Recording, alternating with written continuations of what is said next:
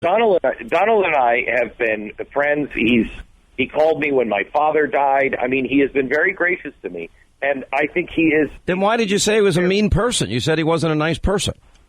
Because I don't think he. I don't think that he is the most gracious of people when it comes to a public forum. I mean, when he says, we've all seen him say that person's a pig. That's not a gracious attitude. Yeah, but he said that about Rosie O'Donnell, who attacked him first, and Rosie drew first blood, and Donald was... I'm sorry, Sean. You are a much better human being than this. So are we an eye for an eye, tooth for a tooth? No, but I don't...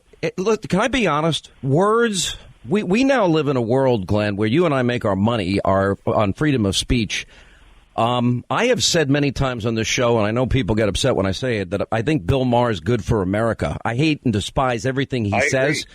He is good for America. He's a filthy, he's in every way in terms of his attacks against Governor Palin and her daughter and all of that stuff. But what I do like about it is that he speaks his mind and he gets away with it. And I think we're too politically correct. So if Rosie O'Donnell attacks Trump wait a minute. I disagree. I think you're wrong on this. What you and I both agree with Bill Maher is what you and I both agree about, I think, about Bernie Sanders. He says, I'm a democratic socialist, period. I'm not hiding behind anything. That's what I believe. No, that's not what I'm saying. What I'm saying about Bill Maher is the fact that Bill Maher can somehow transcend, like Donald Trump, I would argue, is transcending conventional political gravity, because other lesser candidates would have been destroyed by now. Why Bill Maher is good for America is that words do not offend me, Glenn Beck. I have been called, as you have been called, every conceivable name in the book, and I don't get upset. And, sticks and stones can break our bones. I agree. Names don't hurt me. So if Rosie and Donald Trump are having a word fight on Twitter, I don't care what they say to each other. Right. What I'm looking for is a lot different. Sean, I'm sorry, but I don't think you actually believe what you're saying. You believe part of it. Here's where I think you're. What do you mean? I believe part of it. I believe all of it. Well, you don't demonstrate it because I've never heard you call people dirty, filthy pigs. Well, I don't do that. I don't listen. But what? In other words, because why? Because why, Sean? Because you have civility. We are a nation that has lost civility, and I'm not talking about political correctness. You call a spade, but Sean, I feel this way since I left Fox and had a chance to just breathe and just look and see what I did in society. And I have best intentions. I try to do the right thing. I really try to make a difference. Same thing can be said. Well, what do you think you did wrong? Wait a minute. I want to understand that. What do you? Let me finish this. The same thing was said by Jon Stewart. Jon Stewart said, I got into it, and I thought I was doing good. I thought I could bring people together. But in the end, what happened was I divided us even more. We do these things unintentionally because we are in hyper-politicized, hyper-politically correct, hyper-everything. We need a leader that is going to say the truth, say exactly what they mean, say exactly what the truth is, but you can be civil. All right. Listen, from my religious upbringing perspective, I'm not going to argue your point, and you're right. I do believe in civility, and I have plenty of civil debates on a regular basis, and I don't go around calling people pigs. But I think we're talking past each other. If I have to make a list of the top 10,000 things that are on my mind that I'm worried about today, and I listed 20 of them in my letter to you, which Republican candidate can offer solutions to get 93 million Americans out of the labor force back to work, 50 million in Americans in poverty out of poverty, 46 million Americans on food stamps off of food stamps, somebody that will balance the budget, get our deficit in order, save Social Security, all of these things, deal with ISIS and identify the enemy in our time, which your new book is about, restore America's sacred special relationship with Israel, take away the nukes that Obama is handing the radical mullahs of Iran, restore constitutional order. My top 10,000 things to worry about. you know, what a candidate might have said in a Twitter war a number of years ago when they were just a businessman does not make my top 10,000, because we have far more serious problems than that. So what I am looking for, and maybe this is the impasse you're talking about, and I am an undecided voter right now. I have not made up my mind. What I'm looking for is a conservative, a genuine, somebody who is believing in conservative principles, articulating them, believes in that vision because it works, that can inspire people to understand why and how it works, and also go out and win an election. So I haven't made up my mind, but Donald Trump is so good for this process. You go back to 2012. That's a different, wait a minute, that's a different subject. But that's what I'm saying. But that's all I said to you in the email. I'm not arguing that he's bad for the process. I think he's great for the process. He's great. I think he's fantastic for the process. I wouldn't take him out of the process. I wouldn't silence him. I'm not talking about that. I'm talking about him as president of the United States. Him being in the process, absolutely. Okay, but you have 5.5 months to determine whether or not he earns your vote. Correct. I've made my decision. I have different principles, or don't have different principles. I have different priorities. My priorities, I'm looking for a man who is guided by principles that are akin to the founding fathers' principles, that really knows them deep, not somebody who's discovered them recently, but somebody who has actually put them in practice and lived them. How does Donald Trump lecture the Pope about crony capitalism when just a few months ago he was still giving to the candidates because that's the way things work? It doesn't have to work that way. Yeah, but you know what? But think of the alternative here. Donald Trump, as a businessman that needed to keep people working, played a system that he didn't create, and was honest, refreshingly honest enough to admit, wait a minute, but I gave to Republicans and Democrats because they take my call. Now think about this, because if they take my call and they're about to implement really bad legislation, and I can make them stop that, that means that the 50,000 people that work for me may not get laid off. It doesn't necessarily mean he did it for his own self-interest. He did it for the interests of his company and for his employees and everybody else that benefits from him being a successful entrepreneur.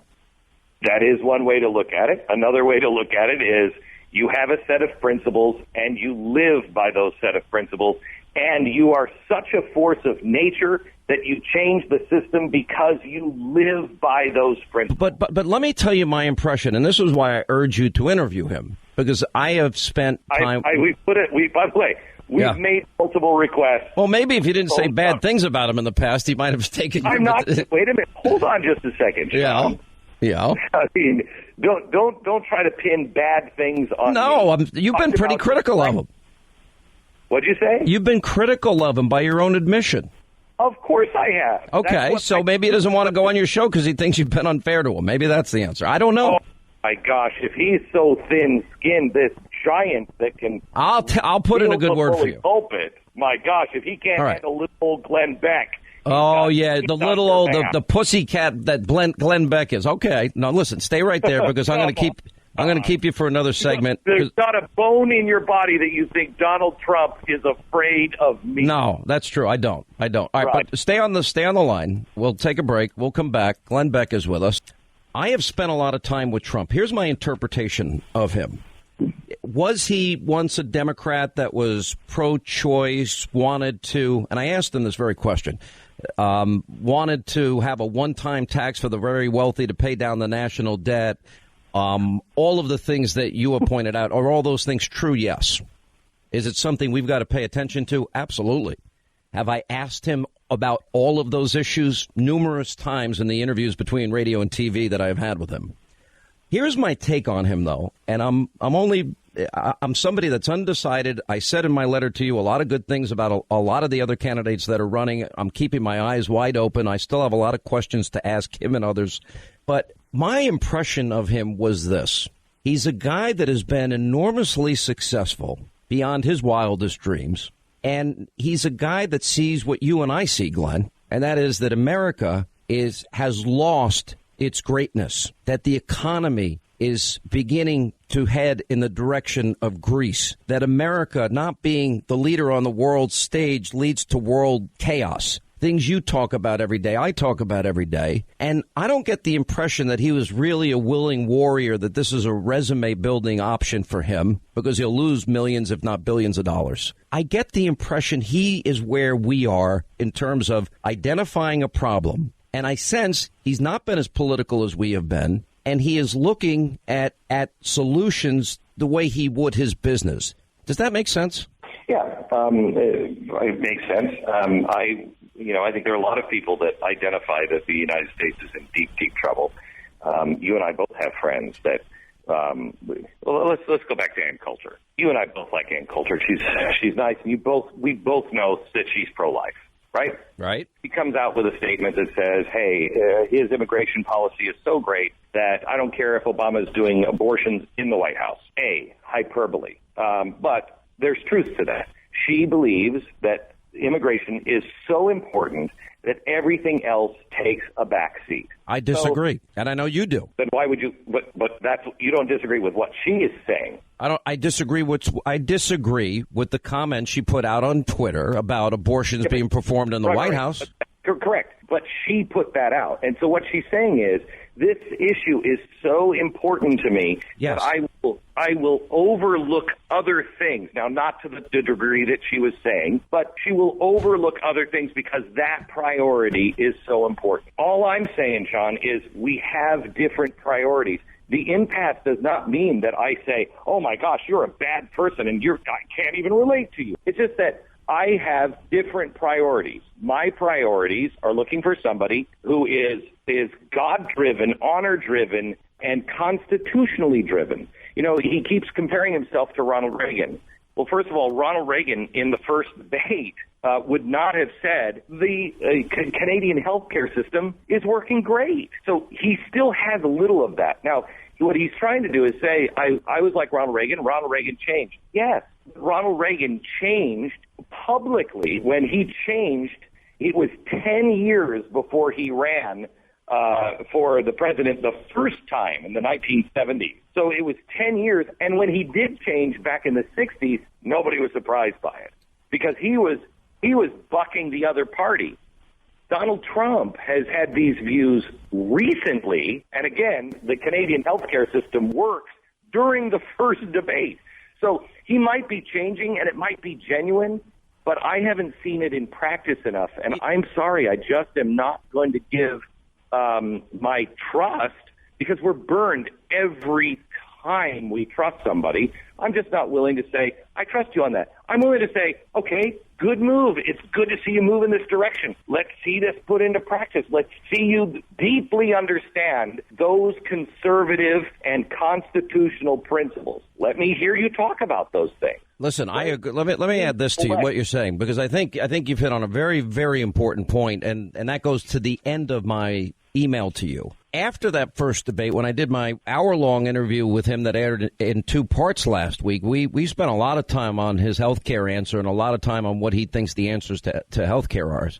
Look, he's not a polished politician by any stretch of the imagination, which maybe is refreshing. The one thing he has pointed out is those that are polished politicians, and my biggest anger is not even towards the Democrats or Barack Obama. My biggest anger is Republicans that ran in 2014 on not allowing the president's executive amnesty, unconstitutional amnesty to go through. All right, so without repeating that. But he talked about, and I was actually surprised at the level of knowledge that he had about healthcare savings accounts. And he talked about specifically portability. And by the way, I'm not his special pleader here. I'm just giving you, because I've spent more time with him, I'm giving you some insight that I have gathered from being around him. I sense that his purpose is genuine. His motivation is out of what you and I both see. And he is absolutely positively, he's not going to be the humble president. It's not in his nature. I am interested in what he has to say and how, what it is that develops. He is now laying out a plan on ISIS and on immigration.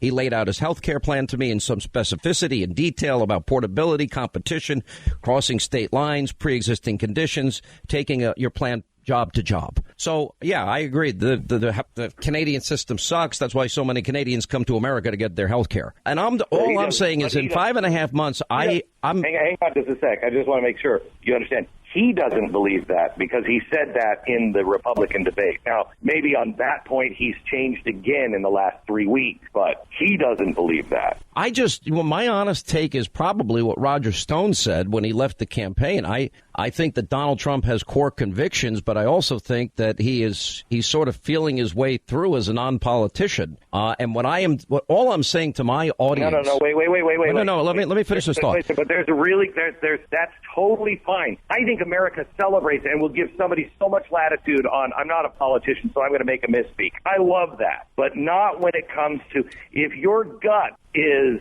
the Canadian healthcare system is good. Wait a minute. Your gut's way off. But look at the question look at the question that Dr. Carson got at the debate. I think Dr. Carson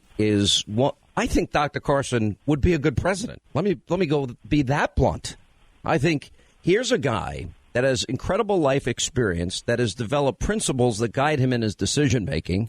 And, as somebody that comes from a background of poverty, and his mother took the TV set and threw it out of the house, and then he becomes an incredibly gifted surgeon and did things that nobody had ever done before, and applying his knowledge, expertise, and common sense to a job as difficult and hard as the presidency that depends on other people giving you advice, I think he'd probably be able to do that job. But with Donald Trump, what I'm saying is, in the 5.5 months we have left, and my promise to you at the end of that letter remains that I will delve deeper into those questions you're asking, they deserve answers, Glenn, and then at the end of the day, it's not going to be Glenn Beck or Sean Hannity that decides. It will be the American people. And I will do that for Donald. I will do that for Cruz. I will do that for Rubio. I will do that for Rand. I will do that for Carson. I will do that for Carly. I will do that for Rick Santorum. I will do that for every candidate in this race.